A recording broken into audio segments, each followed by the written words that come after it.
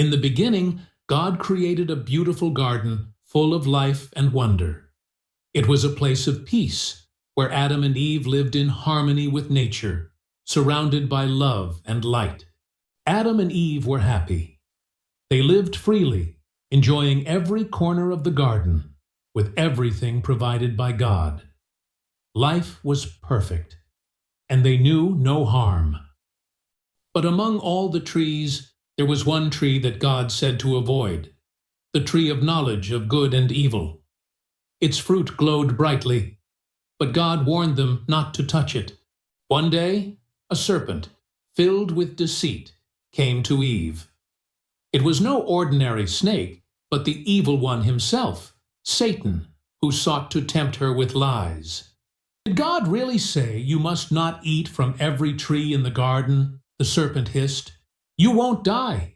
In fact, eating this fruit will make you like God, knowing good and evil. Eve's curiosity grew. She reached for the fruit, her fingers brushing its smooth surface. The serpent's words echoed in her mind. What harm could there be in knowing more? Eve took a bite, and for a moment, everything seemed the same. But deep inside, she felt a change, a feeling of knowing things she never understood before. Feeling the change within herself, Eve turned to Adam, offering him the fruit. Here, try it, she said. Adam hesitated but took a bite, unsure of what to expect. As soon as they ate, Adam and Eve's eyes were opened. They saw the world with new understanding, and for the first time, they felt fear, shame, and guilt. Fearful and ashamed, Adam and Eve hid from God. They had broken the one rule they were given, and now they feared His anger. But God knew where they were. God called to them, "Where are you?" He knew what had happened, but He wanted them to admit it. Adam and Eve trembled, knowing they could no longer hide from the truth.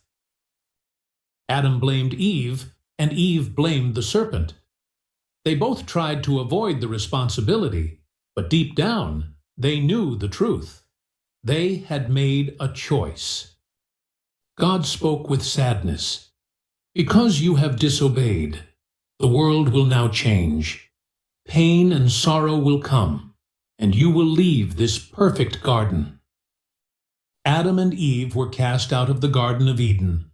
The once peaceful place was now closed to them. An angel stood guard with a sword, ensuring they could never return.